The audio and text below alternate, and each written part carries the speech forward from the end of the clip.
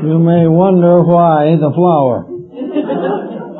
This is in honor of the father of all laws and codes, Hammurabi, king of Babylonia, who lived 2000 BC, and whose wisdom has descended to us in a number of ways. One through the Justinian Code that followed, one through the English Bill of Rights, the Common Law of England, and the American Bill of Rights. They are all derived essentially from a code established 4,000 years ago. Most people don't realize this, and they also do not realize the tragedies that have separated the original from the present time. The code has been so mutilated that it is difficult to recognize it in these days. But in the original, it was really a document that should be restudied very soon by those interested in improving the general conditions of mankind. Hammurabi was a man of his day. He was a very powerful monarch. He was a ruler over several nations, most of them in the valley of the Euphrates. His original code was in cuneiform. It has been lost. It was variously transcribed in early times, and one or two of these translations and transcriptions have descended to us. I think one of the most important things in the code was his division of human society into three essential groups with the corresponding and appropriate responsibilities. He used the term aristocracy to represent the privileged class of people, the wealthy, the powerful, and the influential. He used the term the citizenry for all levels of people working in professions, art, crafts, and trades. And he used the idea of serfs or slaves for those a more humble estate. But the first thing that he did was to make this sound strange, but upon a second thought, to realize how neatly he had phrased the circumstance. His law was this: the class with the greatest authority had the greatest responsibility. Also, the sins of the great were much more dangerous and deep and terrible than the sins of the lowly. He said that the individual who had much, knew much, possessed much, had a greater duty to the state, to his God, and to his fellow man. And if he committed a crime, his punishment should be much greater than that bestowed upon the humble. In other words, every step upward is a step in burden to responsibility, greater need for maturity of thought, and absolute need for honesty. And the crimes of the great are far more dangerous to themselves and the world than the crimes of the humble. This was one of his first givens. This was his first classification as to where responsibility should be placed. The second group he declared to have inalienable rights. The Code of Hammurabi says that all three divisions of society have inalienable rights before God and man, and that these rights cannot be transgressed without danger to the social system to which they belong. Another point that was interesting is in his legal code was that in cases involving litigation, no lawyers were to be permitted in the court. Every person in litigation had to plead his own case in person. He might bring in witnesses to support him, documents if available, and both sides were permitted to have their say. But neither side was to be represented by learned counsel. Each one had to tell his story in his own words, for this was the only way that justice could be attained. If by any chance or circumstance the disputing parties were uncertain or unsettled, or the judgment seemed unfair, Hammurabi said there is one final court of appeal.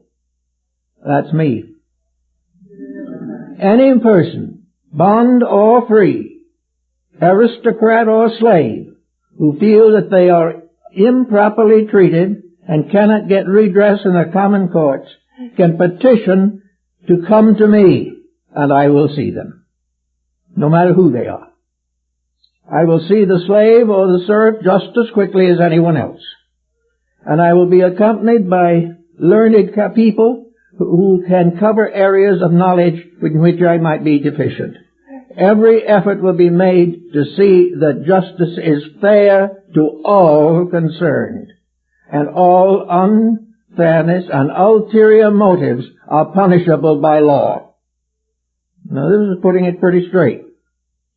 Then, of course, he had, in those days it was perfectly proper and considered right to keep slaves. Now came the rights and privileges of slaves. They had inalienable rights that could not be transgressed. They had the right of being treated reasonably, fairly, pleasantly for their entire period. They had the right to petition against any injustice. They had to have good living conditions, good food, proper opportunity to grow, and if they wanted education, it could be granted to them, if they wanted it. If a slave became obviously superior to his position, the state could purchase him and free him.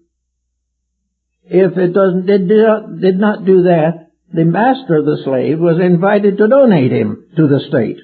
He was then put in school, educated and taught in whatever the branch of learning he was naturally inclined to, and made an equal to all other men.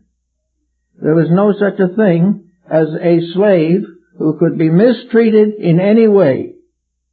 He had to be regarded as a person. He had to be given all necessary care and attention. And if he desired education, cultural advantage, or freedom of religion, it was granted to him. And for unusual achievements, he was freed. This was the way it was, and he says in the code, or in the commentary on it, that a great many nobles or aristocrats freed their slaves on their deathbed, that is, on the deathbed of the noble. He freed his slaves before he died. He was probably one of the first to bring this point out, and it might be known or mentioned that one of the last acts of George Washington was to free his slaves. That goes back 4,000 years in the literary and cultural history of mankind.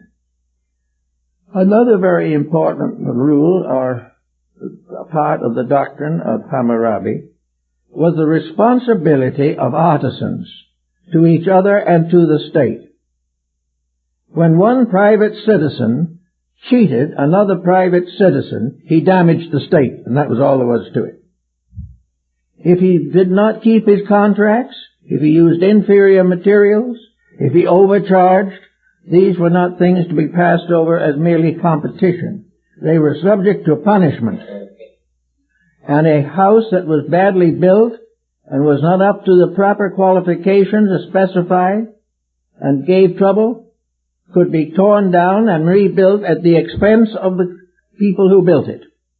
If the carpenters did it, they would have to do it over again at their own expense. Nothing could be promised that was not fulfilled, and the fulfillment had to be according to the promise. There was no need for bonds because the state was the bond for all of it. The state bonded each citizen. If the citizen was right, the state supported him. If he was wrong, the state sentenced him accordingly. Actually, also, there were many other very curious and interesting phases in this problem. One of the phases that I think we are all more or less interested in today with our present problems, is the difficulties with families. Actually, the Code of Hammurabi goes right down into the private home of the citizens. In the Code of Hammurabi, women had exactly the same legal privileges as men, could own their own property. When they married, the husband did not have the right to use his wife's property except by a personal request by herself. She had court appeal at any and all time. And if there was a divorce, which could be granted according to the code, under normal circumstances, the children in all cases were placed in the custody of the mother. Also, any properties that she might have in a divorce that she brought to a marriage could be restored to her.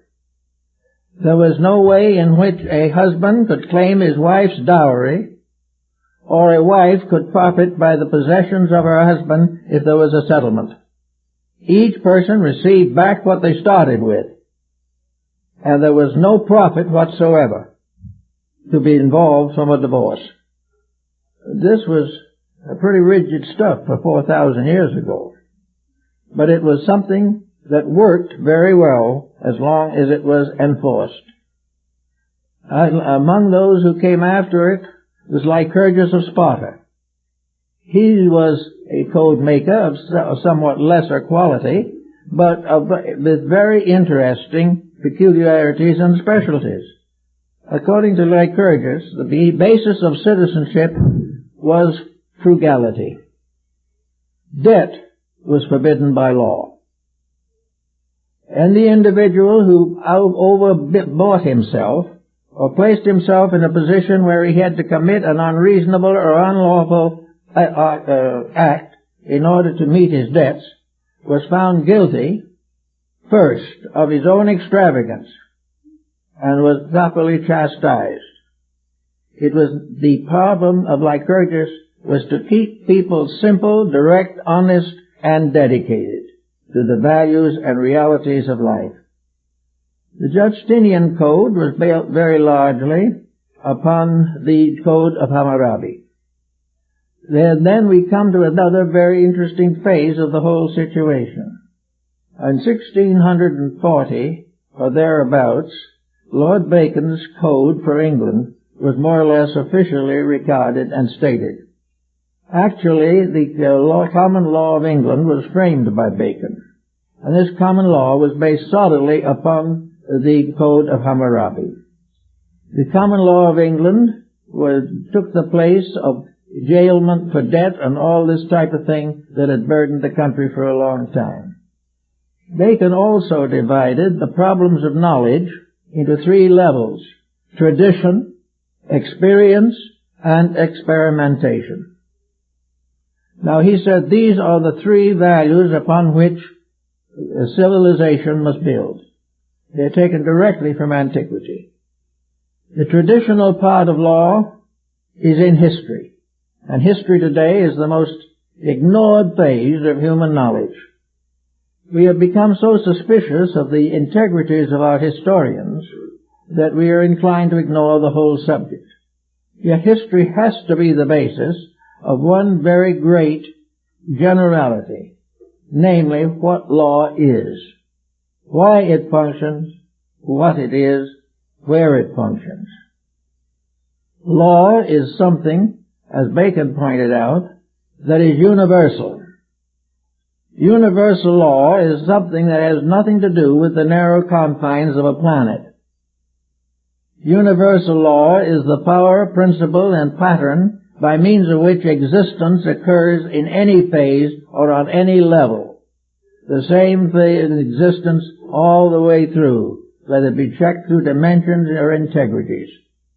Therefore, law is finally shown to be what it is by what it does. There is no escaping the consequences of action, and the law, therefore, is based upon the comparative consequences of various actions committed by sentient beings. These sentient beings get into all kinds of muddles and puddles, and also get themselves into difficulties, sometimes difficult to escape. But laws are there, and they say, as the cause, so the consequence. As ye sow, so shall ye reap, is immutable. Now the universal laws are the basis of the maintenance of the galaxies, of the solar systems, of the planets, and of all the little birds and bugs that exist on our planet. Everything that exists under law.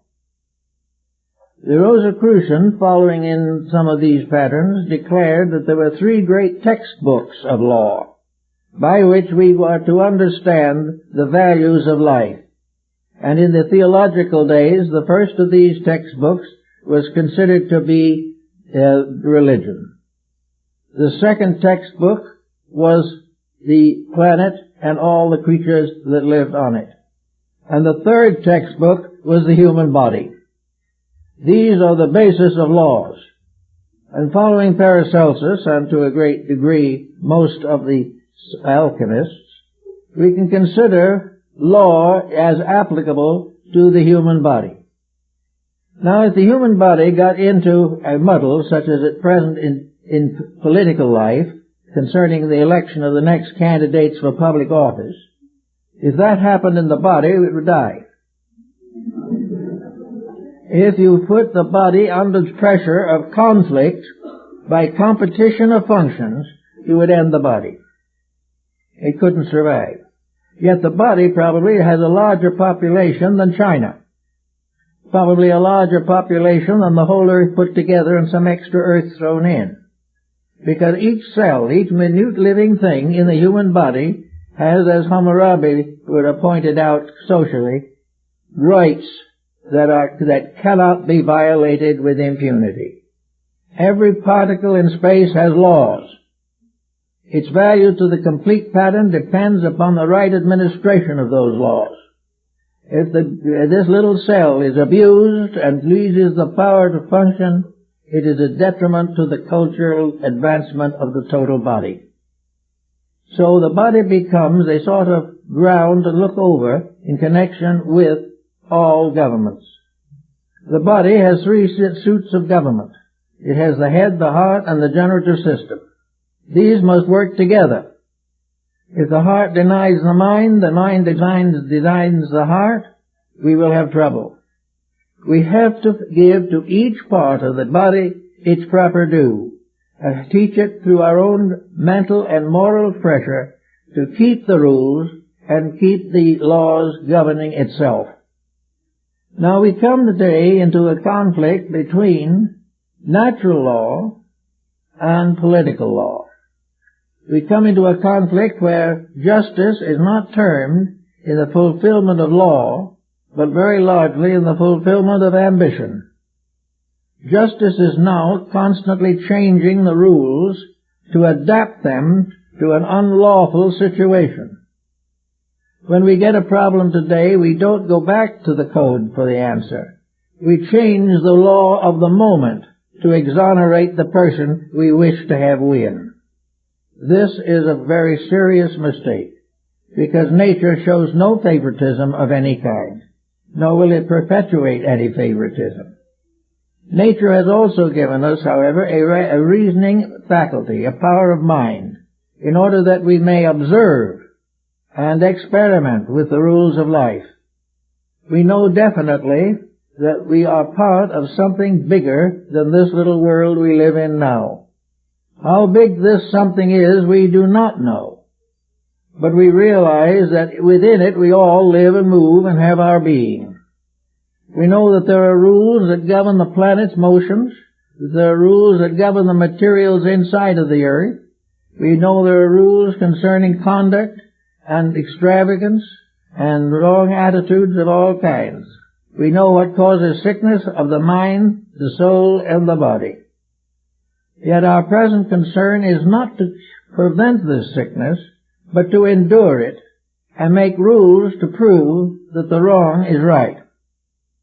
As a result of that, we have now an increasing crime wave such as we have never known before, and the greatest so-called progressive nations The nations with the greatest industrial scientific advancements are in the deepest trouble. And out of all the wars of the past, and out of all the strategies and all the conflicts of antiquity, we are today nearer to a world war than we have ever been before. We are not doing the things that are right. Therefore, we have to question the procedures which bring them about. We know that whatever is happening is what we deserve. And it is rather painful to contemplate that we deserve what we deserve, but we do. And the only way to change the situation is to take a new relationship with life itself. We've got to begin to realize that we are not here to spend most of our time having fun. We are not here to run each other into bankruptcy. We are not here to dominate other countries. We are not here to compete over religious problems. We are here to live according to natural law, and that natural law is cooperation. It is that we get together and live as one family on one little ball in space. And until we do that, we're going to be in the same difficulties yesterday, today, and forever. We can't get away from this. We're trying everything we can think of. We cannot elect people to be honest for us. We have to be honest for the leaders we elect and support the right ones. We cannot connive people into political positions and then suffer from the consequences of their misdoings. We have to start with our own recognition that we have got to live within our means. And to live within our means to live within the capacities and possibilities of the little ball we live on in space. We have a planet that has limited resources, and we have unlimited ambitions. We have a world in which there is enough, but there is not enough to be wasted constantly. We are gradually catching up to the deficiencies resulting from wanton waste, as Ben Franklin called it, where he said that wanton waste always results in woeful want. And that is exactly the situation we are in. But we are thinking of trying to solve it without changing ourselves. Little and large, we want to have our own private purposes. We want these purposes to be as selfish as we want them to be. If we want to drink ourselves to death, we declare that we have the inalienable right to do so. If we wish to be victims of narcotics, it's too bad, but that is still our right. And we have done nothing, basically, to bring the laws of the political structure into harmony with the laws of nature and the rules and regimes of common sense. This has to change, because we have now 4,000 years of written experience, recorded experience, in China, in Egypt, and in Mesopotamia, and for that matter also in the early days and years of our own Western Hemisphere. We know what happens to those who do not keep the rules, and we therefore look out upon the ruin of all the civilizations that have gone before. They have all died from the same cause, luxury and selfishness. They have all abused the natural privileges of life. They have tried to compete with each other. They have tried to lay out their own territories and take on as many other people's territory as possible. All of this has brought every empire on earth to ruin. And in the process of doing so, it has depleted the planet of invaluable natural resources. It has impoverished us and failed utterly to bring us progress. Now we talk about progress in terms of computers. We talk about it in terms of nuclear fission. We wish to have everybody realize that we are going further out into space than we ever did before. But here on this planet we have millions of people dying from human selfishness. And it's just about time to find out what constitutes success. Success is not getting as much as you can. Success is having enough and using it well and giving the other person a chance. These things we are beginning to learn. But when the time comes where we stand back of the better convictions that are coming to us every day through the mistakes that we are making. Actually, the entire problem of natural law is rounded upon one point. We are here temporarily.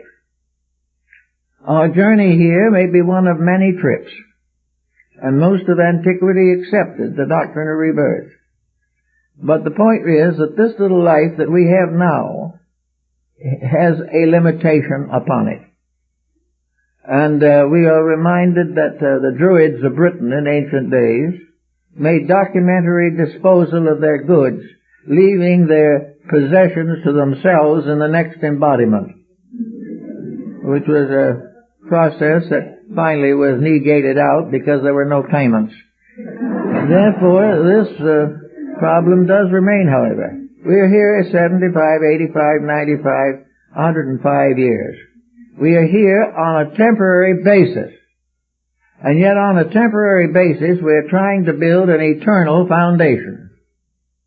We are trying to live every day as though we would live forever. We are trying desperately to create the concept of permanent progress on a level which can never be true. The only things that we can really call progress are the changes within ourselves that give us a greater personal integrity which we can take with us into the future wherever it may be. We no longer believe in the old doctrines of heaven and hell, but we do believe in cause and effect. And we have to cause the better world if we want it, and if we do not cause it, we will not have it. So we are thinking very much now of how we can do some of these things that are personally necessary. But to do this, we have to refocus our own attention on what is doable and what is useful. We cannot go on as we go, wrongly thinking and badly acting, and continue indefinitely. We are going to run out of planet. We're going to run out of resource. Now our great abstract hope is that when we get through ruining this planet, we'll find another one that we can move on to. The only one that we've seen yet is worse than this, the moon. And we have no realization as to whether any of the others are habitable. We think they may be, but we're not sure. But right here we have a planet that is ours to take care of. It is ours to protect. And it is something that is so useful and so valuable that we cannot afford to waste it. We all have generations to follow after us who must take up the bankruptcy which we leave behind. And this is not a pleasant thought when it comes to natural resources. There isn't a day that goes by that we are not mentioned as having become short in something.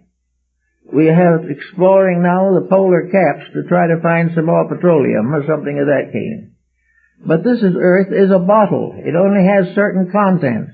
And we have no proof that any of this material will revitalize or renew itself except wood. Wood can grow again. But otherwise, all the natural resources that we have, once they are gone, they are gone.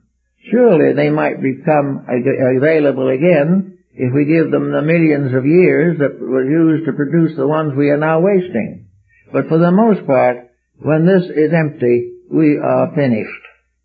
Now we've got to begin to think in these terms instead of more corporations, bigger business, more progress, all in material things. We are eternal divine beings locked into a materiality that we have created for ourselves. We would hate to assume, except for a few atheists, that we are nothing and go nowhere. But at the same time, we are in an environment which we have created. An environment in which we have gradually become guilty of wasting the resources of nature.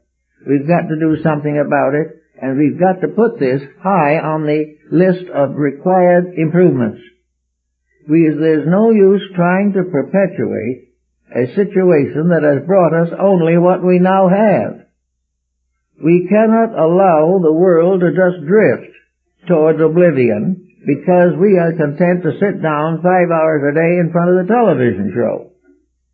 Now we are not doing anything with it. Education is also giving us a bad time.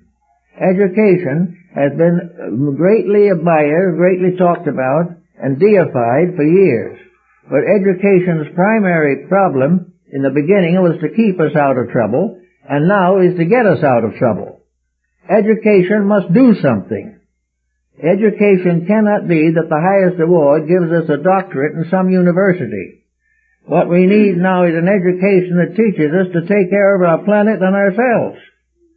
The problem of practical education is that the young people of the world must be taught that they are responsible for the futures they are building. And they must be educated to build a better future than their parents built. Now, in some cases, the parents are perfectly good people. But the temptations and pressures of this generation have turned young people away from the essential points and values of life. We have very much need of having education that teaches the individual to live a better life than we are living today. Education should teach him why he should become temperate in his habits, that he should devote more time to the theories and principles of good citizenship, why he must become a good family person, where he must give proper attention to the close responsibilities that nature has bestowed upon him. Nature has made men and women to be fathers and mothers, and in that nature has a plan. And if nature's plan is outraged, we have more trouble. The moment we do things badly, we suffer. And we are doing them so badly now that suffering is almost universal. So we have to start to educate people in responsibility and not opportunity. I remember an old barber I knew in New York who came over from the old country, and he came here because of the fact that America was the land of infinite opportunity. What he should have said, it is a land of infinite responsibility. Every enlargement of opportunity brings with it a corresponding increase in responsibility. And when that part is omitted, opportunity becomes a farce. It becomes something that can never be justified and never be right. So education has got to change. It has to change, and we have to help to make it change. And parents must look into these matters when they decide colleges or universities to which their children should go. Or these children themselves decide what kind of education they need. Everyone today needs an education that teaches him to be a square dealer.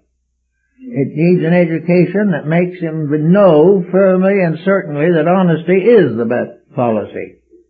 He can't learn this from his associates, he can't learn it from society as it is today, but he can learn it when dishonesty comes down on his own head with tragic consequences. We have to get an idealism into our living. We have to realize that we are not here simply to fulfill ambition or accumulate wealth. We are here by natural law, and the natural law says we are here to grow. We are here to become better human beings, more understanding, more enlightened, more dedicated. We are here to do things better. We are here to enrich the cultures of life. We are here to leave this world a better place than we found it. These things are not being emphasized. We are already finding case after case of public office being exploited. Well, Hammurabi had a real answer for that. And every individual who has greater privileges, greater opportunities, or greater means must share in a greater responsibilities.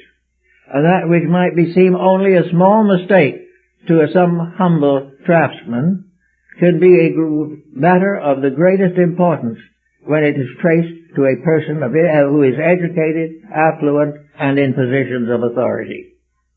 We have to punish that most which has the greatest knowledge.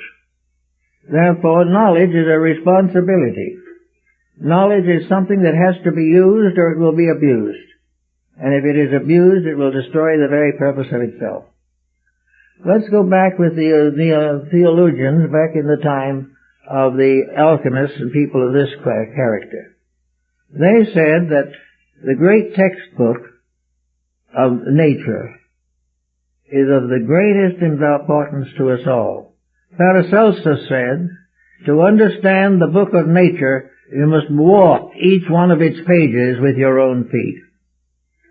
You've got to be part of it. You've got to learn from it every day. If you want to understand nature, walk in a garden. If you want to understand nature, climb a cliff.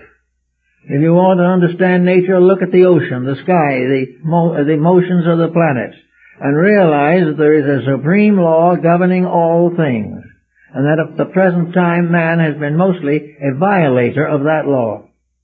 He has ignored it and divided up the earth to his own convenience, and by dividing it has created separateness, and separateness has ended in endless warfare and confusion. Man has simply not understood. Why has he not understood? That is probably due to an innate streak of selfishness. The mind thinking begins to think of what it can do to profit itself at something else's expense. When this starts in, it goes on age after age, and there is nothing to correct it.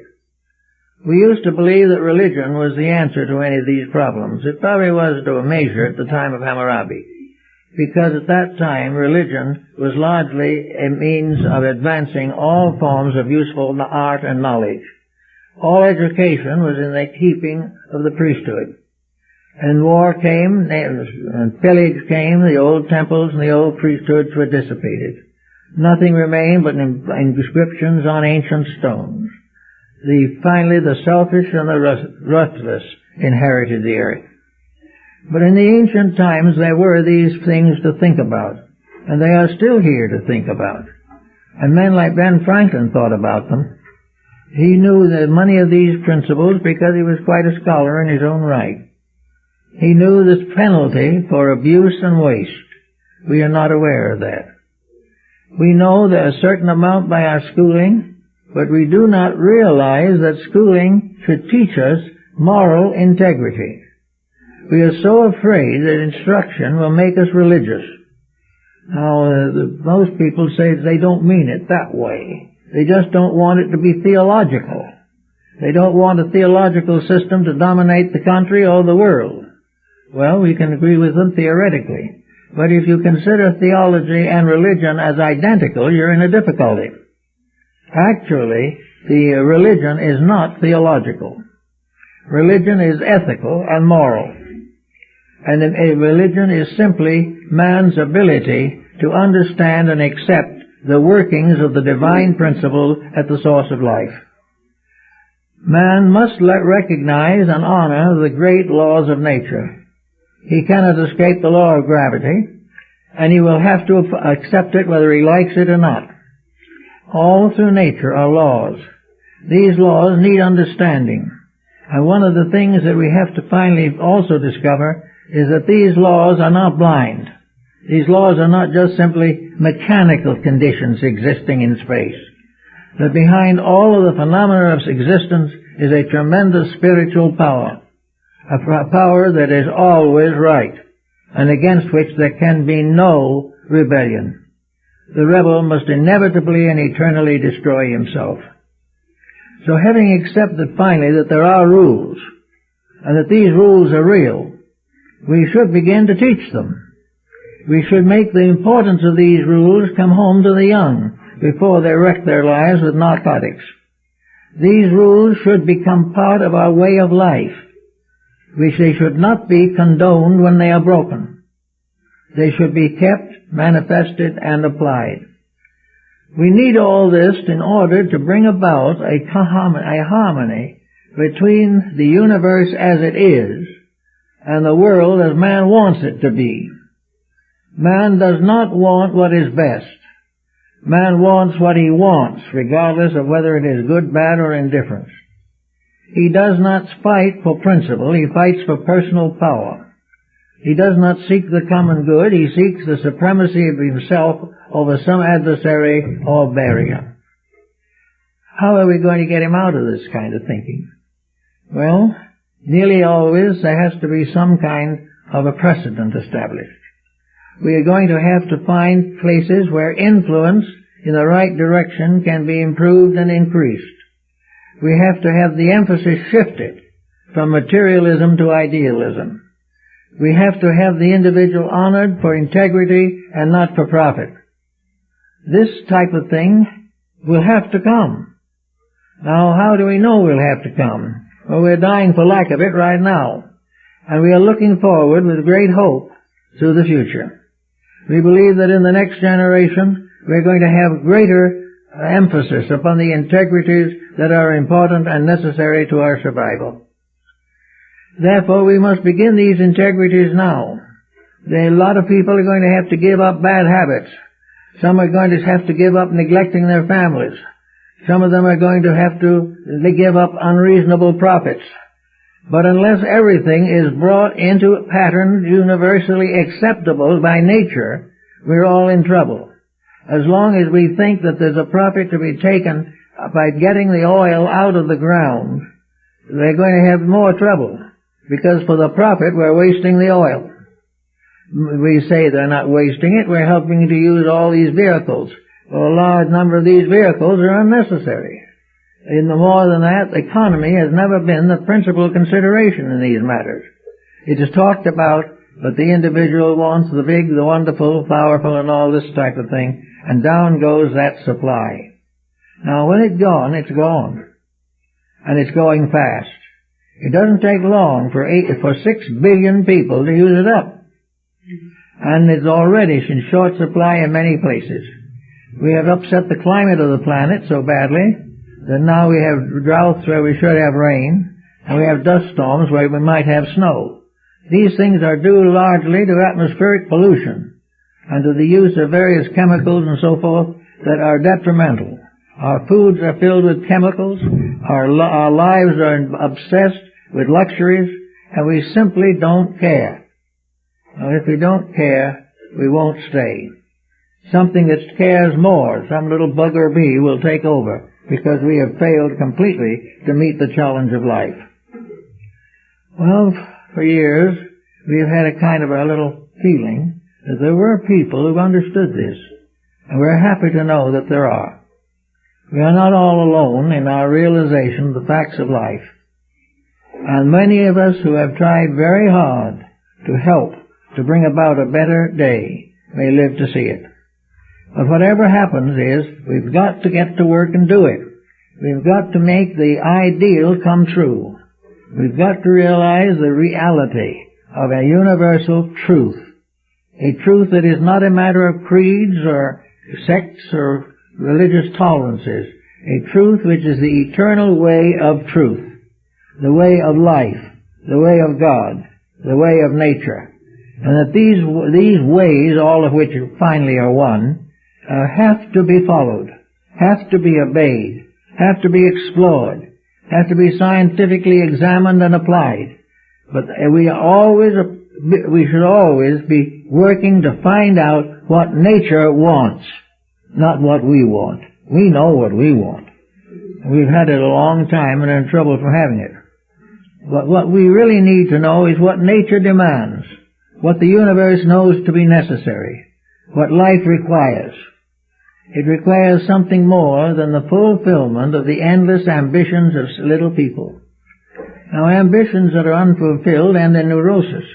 Unreasonable ambitions will ultimately be unfulfilled, so neurosis becomes widespread. Every time we are frustrated in our misdeeds, we get sicker. Therefore, we have to stop the misdeeds in order to get well.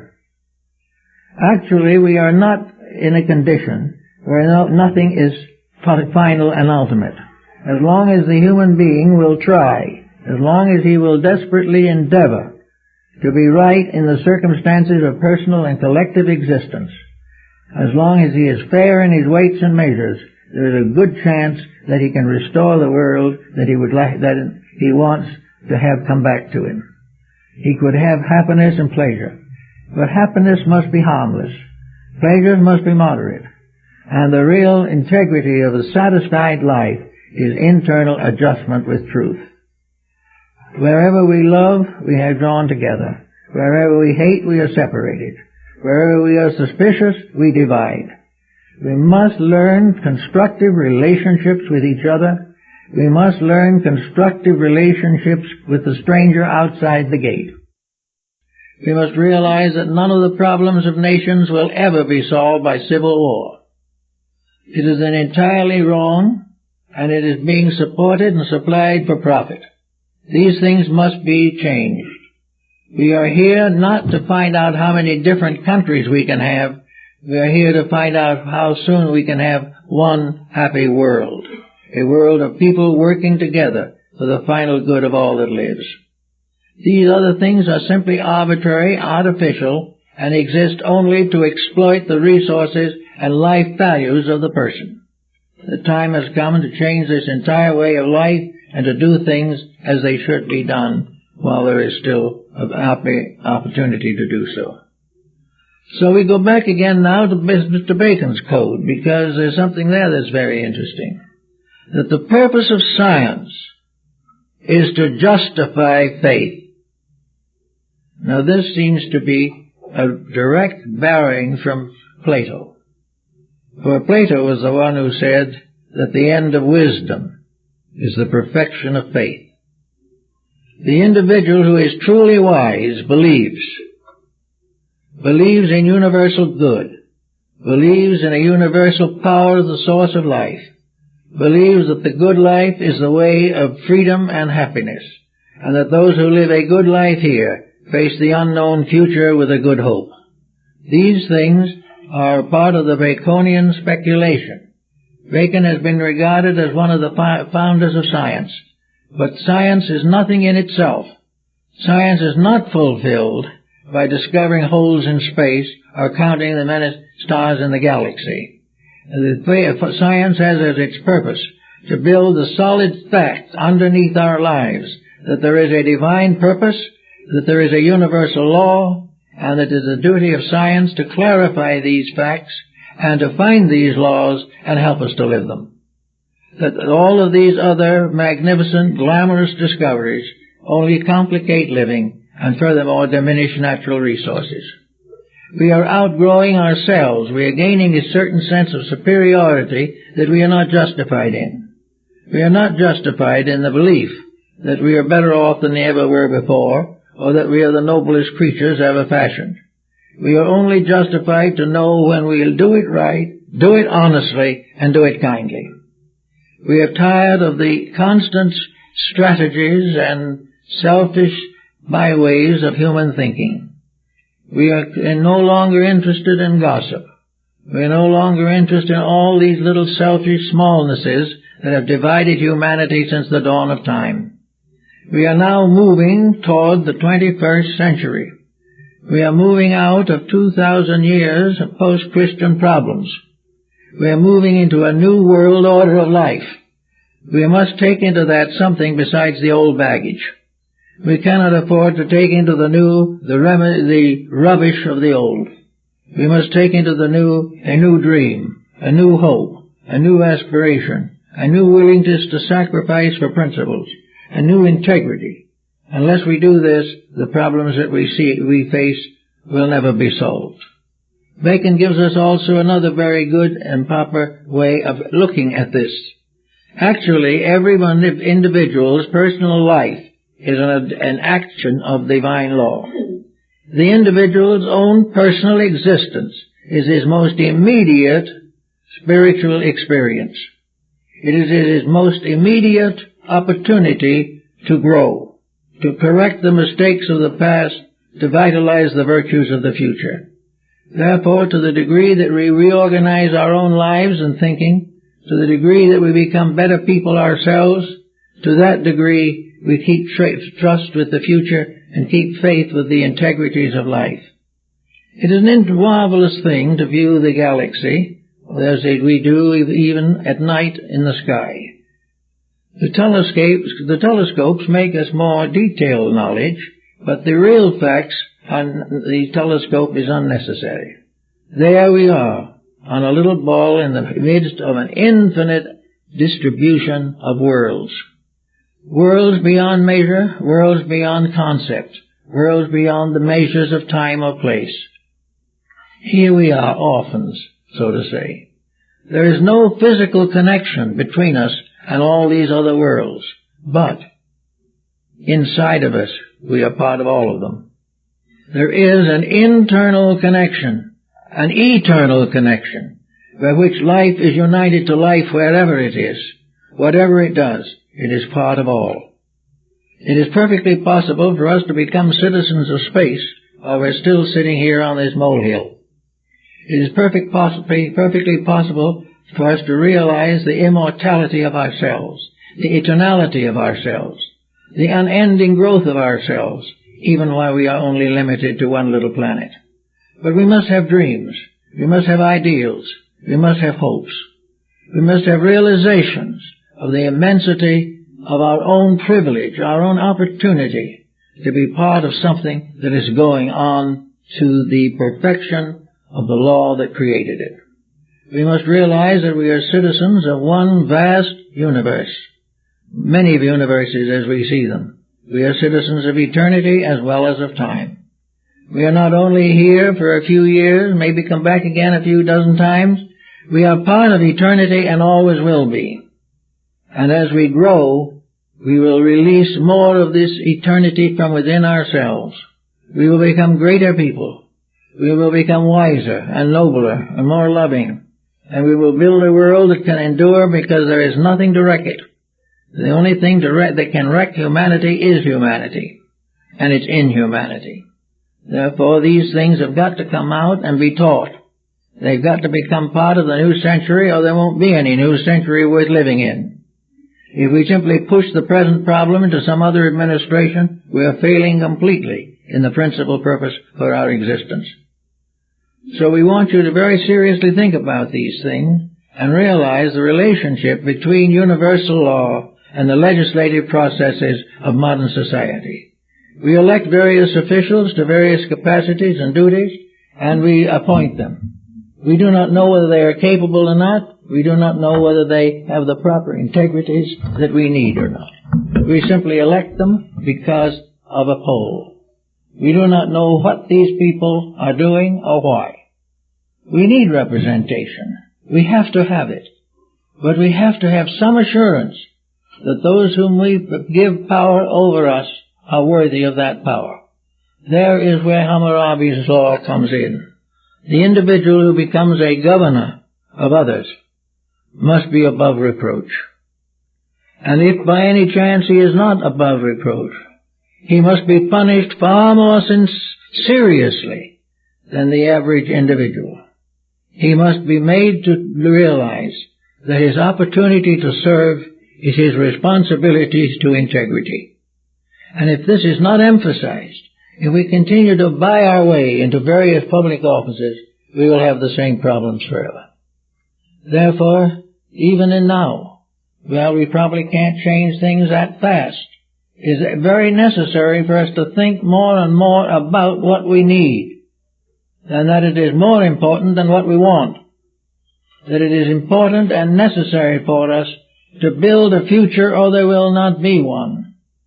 The old Nordic myth of the great war and the war in heaven, the Armageddon, and of the Ragnarok, the twilight of the gods, was when perversion and disturbance and error dominated the world. The great confusion, the last great war was fought. And the last great war, in fact, in philosophy, is the battle between integrity and selfishness. It is the battle between the individual doing what he should do and the individual allowing things to be done that should not be done and performing such imperfect actions himself. So we need to have a real insight that the time is very, very near when we have got to make a serious study of ourselves. Now, such serious studies are far more important, it seems to me, than an effort to discover the native home of some clam or something of this nature, for which thousands of dollars will be allocated, millions of dollars will be allocated, to find some little fragment of knowledge that will make very little difference to us, maybe a slight difference to the clam involved. These great grants of money should be used primarily to find the difference between right and wrong, to find the difference between virtue and vice, and also to find the way to conserve resources rather than to enlarge profits. We've got to learn gradually to do things differently. One way is being forced upon us. At this particular moment, our traffic problem is practically impossible. We are now so congested that it takes sometimes hours to go a few blocks. It's getting worse. We're selling more cars every day, and there are no roads suitable for them. If we continue long enough, we'll have to require all of the surface of the earth to be changed into highways. This is not very practical, as there are a number of structures on some of these places. But there is something that has to be done. There is no reason why a civilized humanity should work itself into a problem of this kind. It should have been solved before it started, because anyone with a little thought knew what was coming. And we have other things just the same way. Everything is sacrificed because its change would interfere with business, would interfere with profits, would reduce sales, and this in turn would reduce employment, and this in turn would reduce income, and this in turn would reduce sales, and we go right back where we started from. These are childish facts. We have got to outgrow them. We've got to begin to think as mature people. As children, we can think as children think. We can play with the toys of children as children did. In the Greek legend of Dionysus was the little son of Zeus who was to be the savior of mankind, the messianic infant in the Greek mythology. And it liked to play. And there were grave, very difficult, wicked ogres out there in space. There were giants who wanted to destroy this child. So what did they do? They spread toys in front of it, all kinds of playthings that a little child would love. And they kept spreading these toys further and further away from the protection of the heavenly family. And finally, when they got this little child way out in the wilderness, then they killed it. Now this is what we are more or less doing today. We are the little child, and they're putting the toys in front of us. They're putting these toys where we can play with them. And we're so full of play, and so full of fun, that we follow these toys out of the light of truth into a darkness so terrible that it is fatal to us. And out there are the ogres, the giants, the evil forces of selfishness, superstition, and fear, to destroy the little spiritual child. The Greek myth is very telling, very interesting, and very informing. Now we have all the little toys being sprinkled out in front of humanity. We have television, we have radio, we have all the new different types of music and art and literature. We have all kinds of recreations. We have everything you can think of on the level of children. And we are being led little by little away from the solid values of life, out into the wilderness of hard rock and the like, until we get so far away that the ogres of selfishness, superstition, and fear can destroy us. It's a good message coming down from about 2,500 years ago. We are all following toys, collecting toys. They're making more expensive toys for us every day. And we have to do everything we can possibly think of in order to get money enough to buy the toys. And little by little, to get the toys, we are sacrificing the solid values of life. We want just fun, but there can be no fun in a shattered and broken world. We have to put it together as soon as we can. And to put it together, the first step is ourselves. Now, of course, there's a very valuable point in this. We may not be able to change other people, but once we have changed ourselves, we have made an important, lasting contribution to good.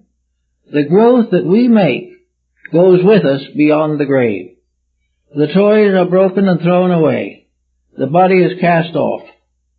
But the soul, with all that it has learned and known and loved and thought that was real, that goes on. We are building eternal values in ourselves, and these in turn become part of the eternal value of humankind. Each individual, when they begin to discipline themselves, it begins a new career that goes on forever. Once discipline becomes valued and accepted, the individual discovers the joy of doing things right, the joy of obedience rather than disobedience, and no longer considers truth as a limitation upon happiness. It is not. It is the source of the fulfillment of all real happiness. So little by little, we can gradually come to see that there is an interval between the divine plan in which we live and the human systems which we have created to avoid the responsibilities of our true purpose. Practically everything we are doing now is to help us to escape the things that are necessary. We reject them because they are not according to our present choice. We do not want to think. We do not want to waste our time growing. We want to have fun right now. When you do that to the body, you have a sick body. When you do that to a country, you have a sick country. And when all the world gathers together and does it, we have a sick world. Now, sickness is a rate of vibration. All things are. Integrities are rates of vibration. And even one single spark of light somewhere on the planet continues to shine. There's a wonderful saying, there's not enough darkness in all the world to hide the light of a single candle. So that there is not one single individual growing up and becoming better who is not contributing to the complete renovation of civilization. The little lights get more common.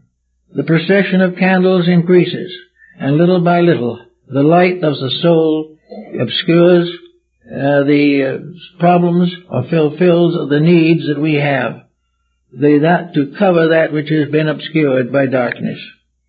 So we have the right to become part of a little procession of light bearers that goes on, getting a few new members every once in a while.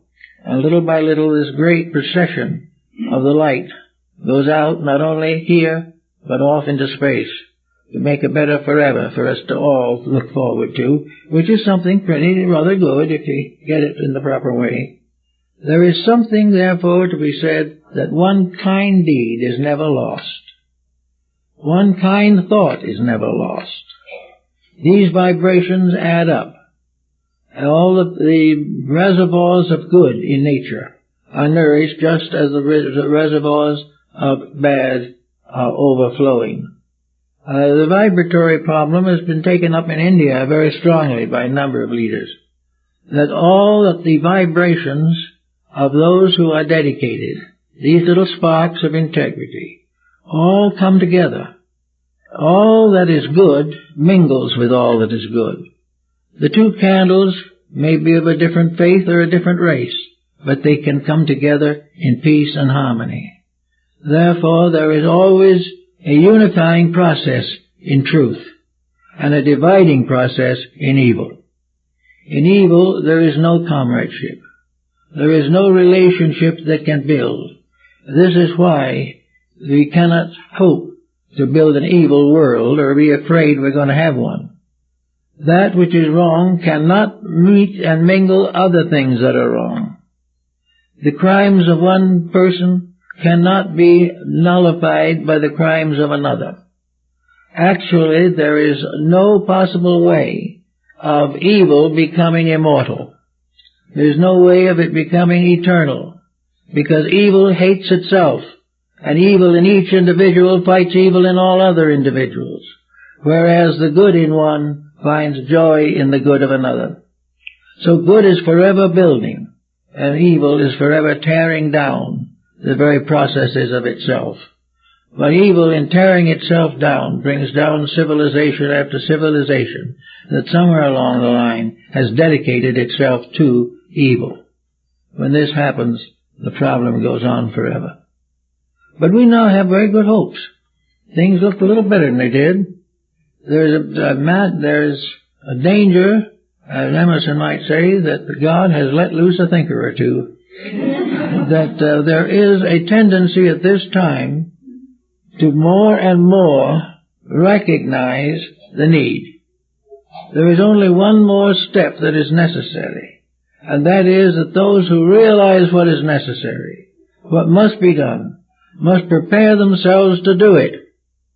It is not enough to know that change is needed. We must know what kind of change and how it is going to be brought about. We must have the training to recognize the difference between change and progress. That things can change without getting much better, but they can also be always changed for the better. We have to have the necessary skills to express and dominate and apply the principles that we know to be necessary. We must therefore not only become dedicated, we must become informed. We must know the truth before it can make us free. We must understand wisdom before we can simply vote for it. We've got to know the things that have to be done. We have to not only dedicate our lives to searching for realities, but we must learn how to use them if we find them. We have to find out how to apply them to the immediate problems of personal life. Great political change is inevitable, and it is coming through a mass motion of the politically unfavored. There are many different things that are going to happen. Among other things, some of those things that happen are going to be unpleasant for us too, because most people have become too set in their comforts. They would rather be like the dragon that was guarding the treasures of the Nibelung in the story of Siegfried. When Siegfried annoys the dragon roars out loud, "Let me sleep." So it died, guarding its treasure. And we don't want to be disturbed. If things with the individual are reasonably possible, he never has known them to be good, but they become accustomed to them. He may not have the courage to make the changes that are needed. Some people who will consider themselves a little above the average will be disturbed. But this disturbance is for the better. For everything that happens to shake us out of this lethargy that we have fallen into will be of permanent value to all concerned. We know definitely that there is nothing that lives that is not eternal. There is nothing real that can die. There is nothing real in our own composition that is going to die. There is only a change of worlds, and there is a change of bodies, and if we are sincere and intelligent people, every change will be for the better. We are going to all be more than we have ever been before. And the things we need to do are better deeds than we have ever done. We just have to do them. We have to put a universal reality prominent in our thinking. We have to think in terms of this great plan and the great purposes for which we were intended, in order that we may help to make this plan come true in its due time. Therefore, I think Hammurabi's other code comes in a little bit into this, and that is that we are no longer going to be able to divide civilization into classes with arbitrary limitations. We are not going to be able to decide that this person is more privileged than another person. There are no privileges in nature. There are opportunities. But we have to make them privileges only by our own use of them. It is our privilege to have patience. It is our privilege to be kind. It is our privilege to be generous. And it is our privilege to carry the responsibilities of life with dignity and with quiet with strength of spirit. We have privilege to do all kinds of things, if we are willing to take with those privileges the responsibilities which they involve. Unless we do take the responsibilities, the privileges can become a very heavy and dangerous burden upon the spirit. We must try in every way that we can to reach forward into the future, not because it makes things easier, but because it makes things better. And making things better is the secret of survival. It's no longer a case of where we can put this off for another generation or two. We're coming very close to a final decision. And as we look at the paper every day, discounting it somewhat. But as we study the reports that we get and eliminate the exaggerations, we find ourselves in the presence of a major human motion, a tremendous realization that things cannot continue as they are, and also a realization that if we allow them to continue as they are, they will get worse. This is a law of nature. This is a true philosophical Murphyism, if there ever was one. We are therefore contrived to do it better. We've got to start in to find ways to conserve natural resource, and most of all, educate our young for a world that we may not live to see. We've got to make sure that these young people have guidance spiritually, and morally, ethically, and physically. We must demand of our education that it make possible the production of an adult human being. It is not necessarily possible to produce enough accountants or computer operators to save civilization. We've got to have more individuals with their skills, but also with their principles. They've got to stand for what they believe, they've got to refuse to cooperate with corruption, and they've got to have faith in the integrities of life.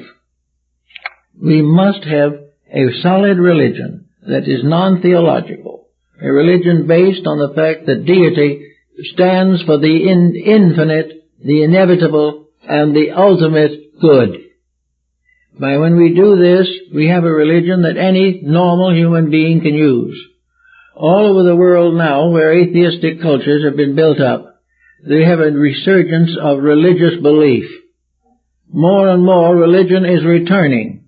As Napoleon pointed out, you can conquer people with an army, but you can only become a leader in peace with the help of religion.